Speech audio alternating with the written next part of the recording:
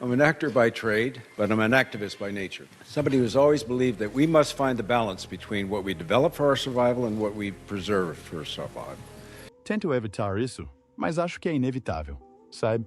Não posso fazer isto para sempre. Faço-o desde os 21 anos. Ao chegar aos 80, diz, chega, chega! Aos 81 anos, Robert Redford fez um anúncio que o viria a perseguir poucas semanas depois. Depois de 6 décadas como o menino de ouro de Hollywood, declarou que O Velho e a Arma seria o seu último filme. Mas 45 dias depois, na estreia do filme, chocou toda a gente com 4 simples palavras. Aquilo foi um erro. Hoje, exploramos como uma das maiores estrelas de cinema lutou para se afastar dos holofotes e o arrependimento que o persegue desde então. O nome Robert Redford destaca-se. Ele é uma lenda. Robert Redford disse à Entertainment Weekly que o seu novo filme, The Old Man and the Gun, será o último. Robert Redford nasceu a 18 de agosto de 1936, em Santa Monica, na Califórnia. Em criança, Robert já tinha uma faísca. Com apenas 3 anos, encantou toda a gente no autocarro ao começar a cantar. Este carisma natural viria a cativar milhões de pessoas no grande ecrã. Quando era adolescente, as coisas começaram a descambar. Na Van Nuys High School, Robert não tinha qualquer interesse em estudar. Passava mais tempo a meter-se em sarilhos do que se concentrando nos estudos. Ele e os amigos entravam escondidos em piscinas privadas ou roubavam tampões dos carros. Uma vez, quando tinha apenas 15 anos, foi apanhado a roubar cerveja e acabou por passar uma noite na cadeia. Estas palhaçadas eram divertidas na época, mas também o colocavam em muitos problemas. Robert também tentou diferentes empregos para ganhar dinheiro. Embora a maioria não durasse muito tempo, trabalhava como zelador num supermercado, mas foi despedido após ter partido acidentalmente uma caixa inteira de garrafas de leite. Mais tarde, enquanto trabalhava numa refinaria de petróleo, quase caiu num tanque de alcatrão a ferver. Um dos seus trabalhos mais estranhos era recolocar pinos de bowling numa pista de bowling, na época em que esta tinha de ser feita à mão. Era um trabalho árduo, mas ajudava-o a manter-se em forma, algo que mais tarde se tornaria parte do seu apelo como ator. Aos 18 anos, Robert fez uma viagem de carro com amigos até Tijuana, no México. As coisas rapidamente correram mal. Acordou numa prisão mexicana sem qualquer memória do que tinha acontecido e sem sinal do seu carro. O seu pai teve de pagar a fiança e, para pagar ao pai, Robert teve de vender a sua coleção de discos favorita. Este momento foi um alerta. Percebeu que precisava de mudar de rumo, mas a vida ainda tinha mais desafios pela frente. Pouco tempo depois, a mãe de Robert, Martha, morreu inesperadamente vítima de uma infecção sanguínea. Tinha apenas 40 anos. A morte dela atingiu-o profundamente. Ela sempre foi a sua maior apoiante, incentivando os seus sonhos criativos quando os outros queriam que ele escolhesse uma carreira estável. Sem ela, Robert sentia-se perdido. Recorreu ao álcool, bebendo muito para lidar com a dor. Durante este período sombrio, quase deitou o seu futuro fora. Robert frequentava a Universidade do Colorado com uma bolsa de beisebol, mas a sua bebida causou problemas. Durante um jogo importante, lançou terrivelmente por causa de uma ressaca, e os olheiros que assistiam perderam o interesse nele. Acabou por perder a bolsa de estudos e teve de abandonar a escola. Foi um rude golpe, mas também o impulsionou a procurar um novo caminho. Em 1956, Robert decidiu correr um grande risco. Com apenas $500 e um bloco de desenho, partiu para a Europa em busca de arte e autoconhecimento. Viveu com economia em Paris, desenhando e absorvendo a energia da cidade. Um dia, conheceu Pablo Picasso num café, e o famoso artista deu-lhe conselhos. Não desenhe apenas o que vê, desenhe o que sente. Estas palavras permaneceram com Robert e moldaram a sua abordagem tanto da arte como da representação. A sua viagem levou-o a Florença, onde estudou arte renascentista e passou horas a esboçar o David de Miguel Ângelo. A beleza da escultura deixou-o impressionado e aprofundou o seu amor pela criatividade. Mas nem tudo correu bem. Em Roma, foi preso por fazer esboços na Capela Sistina, o que não era permitido. Foi mais um contato com a autoridade, mas isso não impediu a sua paixão. Quando Robert regressou ao Laustil, em 1957, decidiu tentar representar. Matriculou-se na Academia Americana de Artes Dramáticas em Nova York, onde rapidamente se destacou. O seu talento natural e dedicação valeram-lhe o prêmio máximo de desempenho da escola. Em 1959, conseguiu o seu primeiro pequeno papel numa peça da Broadway chamada Tall Story. Não foi grande coisa na altura, mas deu-lhe um começo. A sua verdadeira ascensão deu-se em 1963, quando conseguiu o papel principal em Descalços no Parque, uma comédia de Neil Simon. Quase não aconteceu porque os produtores queriam uma estrela maior, mas Simon acreditou em Redford. Quando a peça estreou, tornou-se um grande sucesso, com mais de 1.500 apresentações. A prestação de Redford foi tão boa que as pessoas não paravam de falar dele. Tara Pinch já não era apenas mais um ator em dificuldades, ele era uma estrela. Ao mesmo tempo, Redford começou a fazer filmes. O seu primeiro filme foi Caça à Guerra, em 1962. Era um pequeno filme de guerra de baixo orçamento, rodado em apenas 15 dias. Redford interpretou um soldado cansado de toda a violência e caos. Nem quis aceitar o papel ao início, pois achou o argumento demasiado violento, mas mudou de ideias depois de algumas cenas terem sido suavizadas. O filme não teve um grande orçamento nem grandes estrelas, mas os críticos adoraram. Ganhou até prêmios. Foi a primeira vez que Hollywood começou a prestar atenção a Redford, embora este não estivesse pronto para assinar um contrato de longa duração. Queria escolher os seus papéis com cuidado e manter o controle da sua carreira, mesmo que isso fosse arriscado. Enquanto construía a sua carreira cinematográfica, Redford também apareceu na televisão. De 1960 a 1964. Participou em mais de 20 programas de TV. Uma das suas aparições mais memoráveis foi em Além da Imaginação. Num episódio chamado Nothing in the Dark, interpretou um jovem misterioso que poderia ser a própria morte. A sua atuação foi tão impactante que deixou uma impressão duradoura nos espectadores. Apareceu também em Os Intocáveis, interpretando papéis muito diferentes em 2 episódios, um como criminoso e outro como agente do FBI. Estes papéis na TV deram-lhe a hipótese de mostrar a sua versatilidade como ator e ajudaram-no a ganhar mais reconhecimento na indústria. Em 1967, Redford interpretou o mesmo papel na versão cinematográfica de Descalços no Parque. Por esta altura, já estava a ganhar fama, mas o estúdio ainda hesitava em escalá-lo para o filme. Redford contracenou ao lado de Jane Fonda, e a química entre ambos fez do filme um sucesso. Angariou mais de 19 milhões de dólares, um grande sucesso para a época. Este filme provou que Redford sabia como conduzir um filme e consolidou-o como um dos principais atores de Hollywood. Mas o papel que transformou Redford numa superestrela surgiu em 1969, com Butch Cassidy e o Sundance Kid. Interpretou o Sundance Kid, um fora-da-lei com charme e uma sagacidade acutilante. O surpreendente é que Redford não foi a primeira escolha para o papel. Grandes estrelas como Steve McQueen recusaram, e os executivos do estúdio não tinham a certeza sobre Redford. Achavam que era demasiado jovem e não era suficientemente famoso. Mas Paul Newman, que já tinha sido escolhido para interpretar Butch Cassidy, acreditou nele e convenceu o estúdio a arriscar. O filme era uma mistura de humor, ação e amizade, e o público adorou. Tornou-se o filme de maior bilheteira do ano e transformou Redford num nome conhecido. O sucesso de Butch Cassidy and the Sundance Kid não só tornou Redford famoso, como também mudou a sua vida de outras formas. Com o dinheiro que ganhou, comprou uma estância de esqui no Utah e renomeou-a para Sundance, em homenagem à sua personagem no filme. Mais tarde, o local tornou-se a sede do Festival de Cinema de Sundance, criado por Redford para apoiar cineastas independentes. Depois de Butch Cassidy and the Sundance Kid, Redford rapidamente se tornou um dos maiores nomes de Hollywood. No início da década de 1970, protagonizou sucessos como Jeremiah Johnson e O Candidato. Estes filmes mostraram o seu talento e versatilidade. Em 1974, ganhava salários recorde, incluindo $500 mil pelo seu papel em O Grande Gatsby. Por esta altura, também protagonizou 2 dos seus filmes mais famosos, The Way We Were e Golpe de Mestre, ambos lançados com apenas alguns meses de diferença. The Way We Were era um drama romântico sobre 2 pessoas muito diferentes que se apaixonam. Redford interpretou um escritor chamado Hubble, que se apaixona por uma ativista apaixonada, interpretada por Barbra Streisand. O filme foi um grande sucesso, e a sua canção tema, cantada por Streisand, tornou-se um êxito número 1. Depois veio Golpe de Mestre, onde Redford se reuniu com Paul Newman e o realizador George Roy Hill. O filme, sobre 2 vigaristas a aplicar um grande golpe. Foi engraçado, emocionante e um sucesso estrondoso. O filme arrecadou mais de 159 milhões de dólares, ganhou 7 Oscars e valeu a Redford a sua primeira e única nomeação para o Oscar de melhor ator.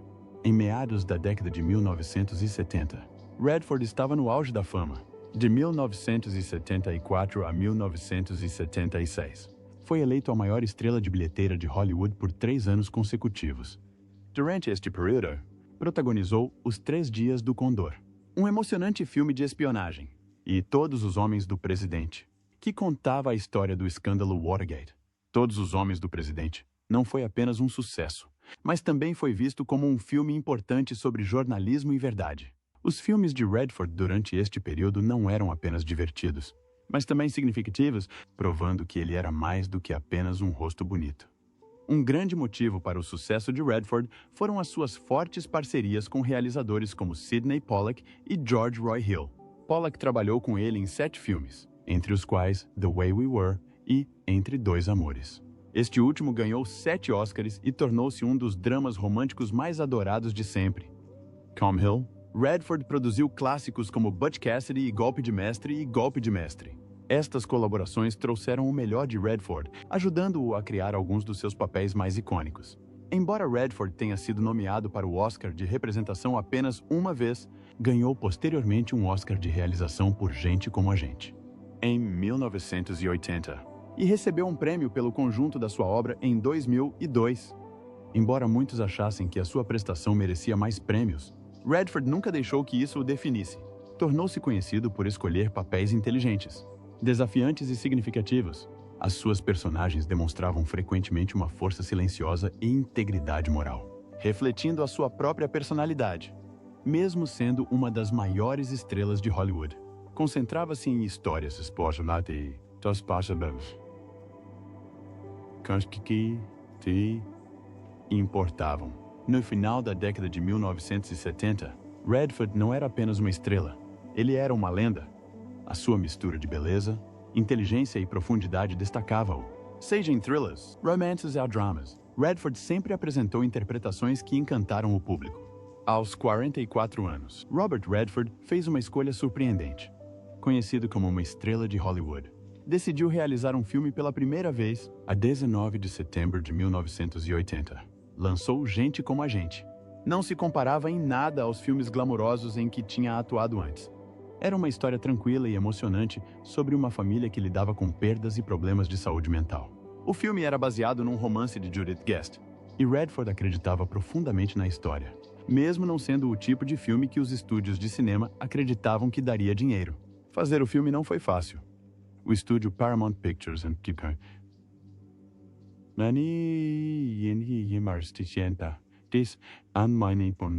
não pensou que o filme fosse vender. Consideraram-no pouco comercial e hesitaram em apoiá-lo. Mas Redford estava determinado. Conseguiu convencer Barry Diller, o chefe do estúdio, a dar-lhe uma oportunidade. O orçamento era pequeno, apenas 6,2 milhões de dólares. Mas Redford fez com que funcionasse. Também fez escolhas ousadas em relação ao elenco. Mary Tyler Moore, famosa por interpretar papéis alegres e felizes, foi escolhida para interpretar a mãe fria e distante. Redford reparou nela triste um dia na praia e pensou que ela poderia trazer algo de novo ao papel. Foi um grande risco, mas valeu a pena. A sua prestação surpreendeu o público e revelou um lado completamente diferente dela. Poucos meses depois, o sucesso do filme chocou toda a gente. A 31 de março de 1981, Gente como a Gente ganhou 4 Oscars, incluindo Melhor Filme e Melhor Realizador. Redford tornou-se uma das poucas pessoas a ganhar o prêmio de melhor realizador pelo seu primeiro filme. A vitória foi ainda mais memorável porque a cerimônia tinha sido adiada, devido a um atentado contra a vida do presidente Ronald Reagan no dia anterior. O filme não foi apenas aclamado pela crítica. O filme arrecadou 90 milhões de dólares nas bilheteiras, uma quantia incrível para um filme de orçamento tão baixo. Redford provou que uma história simples e emocionante podia ter sucesso em Hollywood. E não se ficou por aí. Em 1992, realizou outro êxito. Um rio corre através dele. O filme era protagonizado por um jovem Brad Pitt e foi elogiado pelos seus belos visuais. Embora a história se passasse numa parte do Montana, Redford optou por filmar num local diferente por razões práticas. Algumas pessoas queixaram-se da escolha, mas a cinematografia de cortar a respiração conquistou a maioria dos críticos. A atenção de Redford aos detalhes foi evidente em todas as cenas.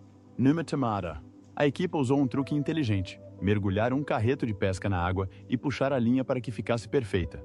O filme ganhou um Oscar de melhor fotografia e provou o talento de Redford como realizador. Embora a realização se tenha tornado uma paixão, Redford não desistiu da carreira de ator. Em 1993, Robert Redford assumiu um papel surpreendente em Proposta Indecente, um filme que gerou muitas discussões. Interpretou John Gage, um bilionário que oferece a um casal, interpretado por Demi Moore e Woody Harrelson, um prêmio de $1 milhão por uma noite com a esposa. Só esta ideia já foi suficiente para chamar a atenção de todos. O filme arrecadou $266 milhões em todo o mundo. Embora nem todos os críticos tenham gostado, Redford era conhecido por interpretar bons rapazes. Por isso, este papel de um personagem moralmente questionável chocou muita gente. Aos 56 anos, mostrou que não tinha medo de desafiar a sua imagem. O interessante é que Redford não queria o papel ao início. Só concordou depois de terem sido feitas alterações no guião e lhe terem oferecido um salário exorbitante de $7 milhões. O filme tornou-se tão popular que deu início a debates sobre amor, dinheiro e moral, inspirando até paródias. Também ajudou Hollywood a trazer de volta os thrillers picantes por um curto período. Apesar da controvérsia, a prestação de Redford destacou-se por tornar a personagem encantadora e ao mesmo tempo simpática. Em 1998, Redford realizou e protagonizou O Encantador de Cavalos, baseado num livro best-seller. Esta foi a primeira vez desde Gente Como a Gente, de 1980, que interpretou e realizou o mesmo filme. Foi um projeto grande, que custou $60 milhões, muito para um drama na época. Redford teve muito cuidado em acertar as coisas. Filmou em locais reais em Montana, procurando os ranchos perfeitos durante meses, para se preparar para o papel de treinador de cavalos. Trabalhou com Buck Brannaman, um encantador de cavalos na vida real, aprendendo a comunicar com eles de forma gentil. O filme apresentou Scarlett Johansson, de apenas 13 anos, ao cinema. O Encantador de Cavalos arrecadou $187 milhões em todo o mundo e deixou uma marca duradoura no mundo dos cavalos. Tornou a equitação natural e os métodos de treino mais suaves mais populares. Os críticos elogiaram Redford por captar a beleza e a tranquilidade de Montana, ao mesmo tempo que tornava a história emocionante e reflexiva. O filme também impulsionou o turismo em Montana, uma vez que as pessoas queriam experienciar a mesma vida no rancho mostrada no filme. Em 2002, Redford recebeu um Oscar honorário pelas suas contribuições para o cinema. Não se tratava apenas da sua atuação e direção. O prêmio reconheceu também os seus esforços para apoiar cineastas independentes através do Instituto Sundance e do Festival de Cinema. Barbra Streisand, sua colega de elenco em The Way We Were, entregou-lhe o prêmio, tornando-o um momento nostálgico. Durante o seu discurso, Redford falou sobre a importância de apoiar os novos artistas e dar-lhes liberdade criativa. Por esta altura, Redford já se tinha afastado dos grandes filmes de Hollywood para se concentrar em projetos mais pequenos e significativos.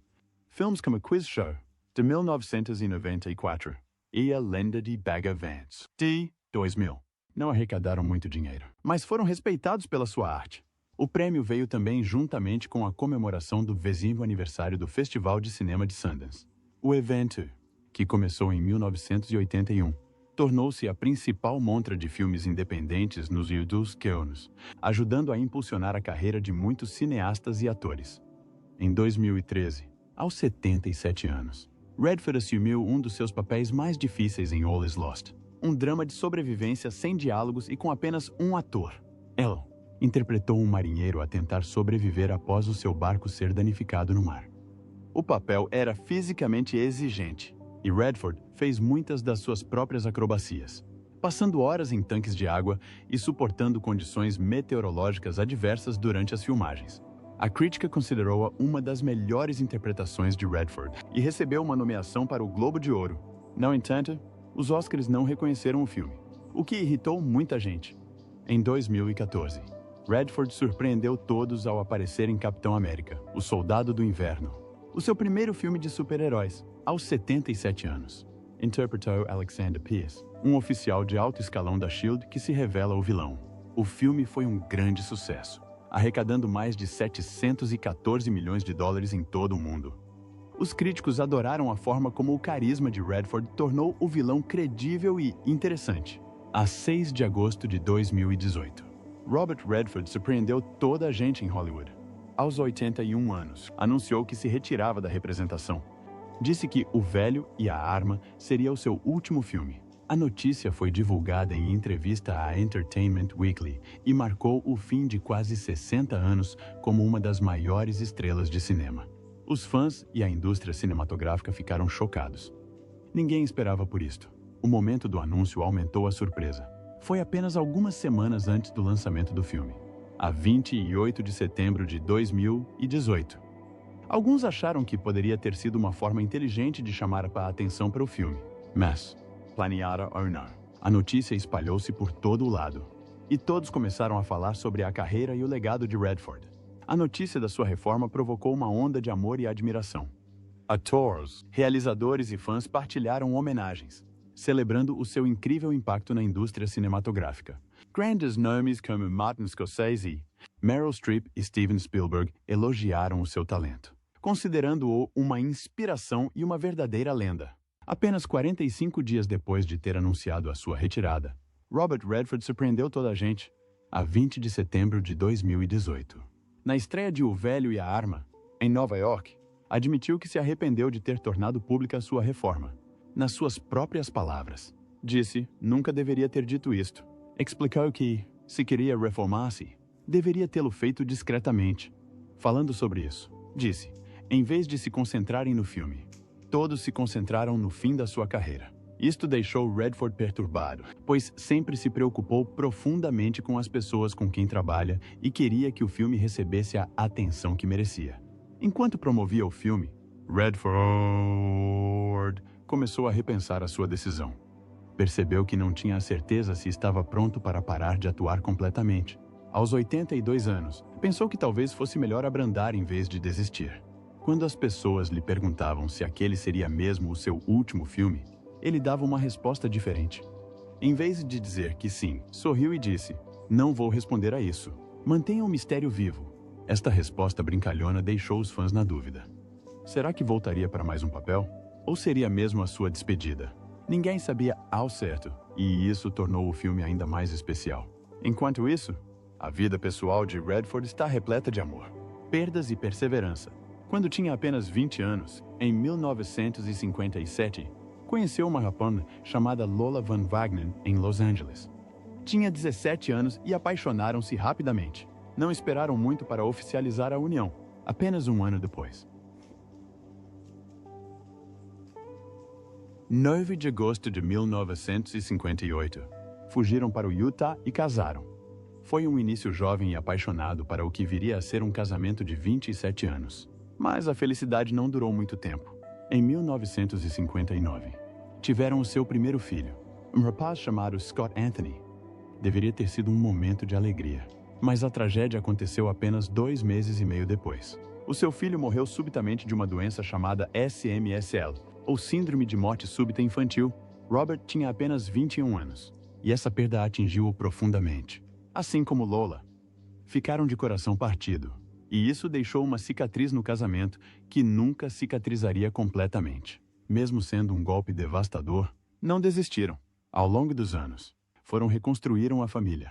Tiveram mais 3 filhos, Shauna em 1960, James em 1962 e Amy em 1970. Criar filhos enquanto a carreira de Robert descolava não foi fácil.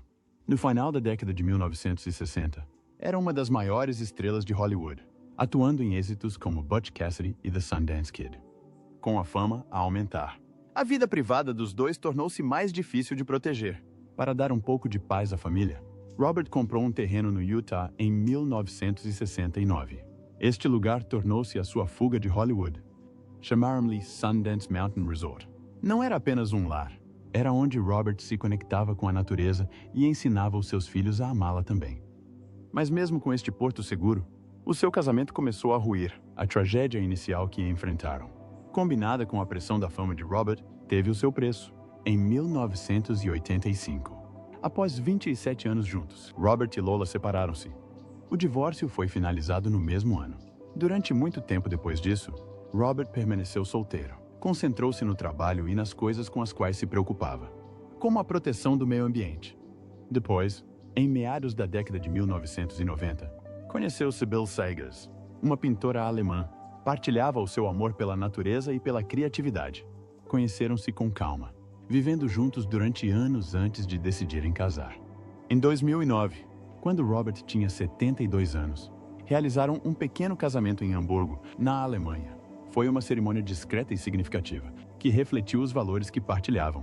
Robert sempre foi próximo da família, e ser pai e avô significa muito para ele. Tem 7 netos e adora fazer parte da vida deles, mas a tragédia voltou a atingi-lo em outubro de 2020. O seu filho James, que tinha seguido os passos do pai como cineasta, faleceu vítima de cancro no fígado aos 58 anos.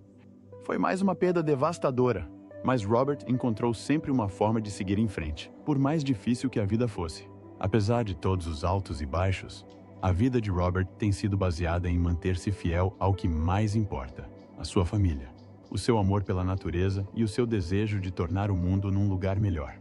Robert Redford mudou o mundo do cinema independente ao fundar o Sundance Institute, a 15 de junho de 1981. No auge da sua carreira de ator, quando ganhava $5 milhões por filme, usou $19 milhões do seu próprio bolso para criar um lugar onde os cineastas se pudessem concentrar na sua criatividade sem a pressão das exigências comerciais de Hollywood. Construiu este instituto nas tranquilas montanhas do Utah, uma iniciativa ousada numa época em que Hollywood dominava o cinema. No seu primeiro ano, Redford selecionou pessoalmente 10 cineastas entre milhares de candidatos para um laboratório de cineastas. Entre eles estava Quentin Tarantino, que mais tarde creditou Sundance por ter salvo a sua carreira. Estes cineastas ficaram alojados no Resort Sundance de Redford, vivendo em cabanas simples e trabalhando longas jornadas de 18 horas para melhorar a sua arte. O próprio Redford ficava acordado até tarde, por vezes até às 3 da manhã, ajudando-os a desenvolver os seus guiões. O Instituto enfrentou desafios no início. Os executivos de Hollywood, Woodies, troçavam dele, chamando-lhe uma comunidade hippie de atores falhados. Alguns estúdios tentaram mesmo impedi-lo de se formar, temendo que isso criasse concorrência. Mas Redford estava determinado. Usou os seus contactos, pediu favores a amigos e até hipotecou a sua casa para manter o instituto a funcionar em tempos difíceis. Em 1985, Redford expandiu a sua visão ao assumir o controle do Festival de Cinema de Utah, que enfrentava dificuldades. Renomeou-o para Festival de Cinema de Sundance e transformou-o completamente. O primeiro Festival de Sundance exibiu 86 filmes para uma audiência de 13 mil pessoas. Em 2020, o festival tinha crescido, exibindo 218 filmes para mais de 120 mil participantes de 27 países. O festival não celebrou apenas filmes, teve um enorme impacto econômico, gerando $182,5 milhões para o Utah em 2019. Mais importante ainda, o Sundance lançou as carreiras de inúmeros cineastas. Filmes como Cães de Aluguel, A Bruxa de Blair e Fuga, estrearam-se no Sundance, comprovando a capacidade do festival para destacar talentos inovadores. No entanto, o processo de seleção é extremamente competitivo. Em 2020, apenas 1,4% dos 15.100 filmes inscritos foram selecionados, tornando o Sundance mais difícil de ser incluído do que o Harvard. Embora o festival receba a maior parte da atenção, o Sundance Institute trabalha durante todo o ano para apoiar os cineastas. Desde a sua criação, já ajudou mais de 11 mil artistas através de programas como o Screenwriters Lab, onde quase metade dos participantes tem os seus argumentos transformados em filmes, uma taxa de sucesso muito acima da média da indústria. Em 2015, a Sundance Ignite Fellowship começou a orientar jovens cineastas dos 18 aos 25 anos, com foco naqueles de comunidades subrepresentadas. Em 2019, o Sundance lançou também uma plataforma online chamada Sundance Co., oferecendo aulas de cinema e oportunidades de networking a mais de 1 milhão de utilizadores de 150 países. Isto tornou a educação cinematográfica de alta qualidade mais acessível do que nunca. O impacto do Sundance no cinema independente foi enorme. Antes de Sundance, os filmes independentes eram vistos como de nicho ou experimentais. Isso mudou em 1989, quando Sex, Lies and Videotape estreou no Sundance e arrecadou 36,7 milhões de dólares com um orçamento de 1,2 milhões de dólares. Isto mostrou que os filmes independentes podiam ser bem-sucedidos tanto em termos artísticos como financeiros. Os grandes estúdios aperceberam-se disso e começaram a criar divisões independentes para lucrar com as descobertas do Sundance. Filmes como Pequena Miss Sunshine, comprado no Sundance por 10,5 milhões de dólares, arrecadaram 100,5 milhões de dólares a nível global, provando como o Sundance podia transformar pequenos filmes em grandes sucessos. O Sundance também apoia novas formas de contar histórias. Ajudou a criar programas de TV de sucesso como Transparent e The Handmaid's Tale, e lançou uma exposição de realidade virtual em 2018, demonstrando o seu compromisso com tecnologias inovadoras. O Instituto Redford também defende a diversidade. Programas como o Programa Indígena, iniciado em 1994, apoiaram cineastas nativos e indígenas, resultando em obras como Sinais de Fumo e Cães de Reserva. A iniciativa Mulheres no Sundance ajudou a aumentar a representatividade feminina, com 46% dos filmes da competição de 2020 realizados por mulheres. Um forte contraste com Hollywood, onde as mulheres realizam apenas 4% dos filmes com maior receita de bilheteira. Aos 87 anos, Robert Redford continua empenhado em apoiar novas vozes no cinema. Embora se tenha afastado da liderança do festival em 2019, a sua influência continua. O Sundance atribui agora 3 milhões de dólares por ano em bolsas para cineastas emergentes, com foco em grupos subrepresentados.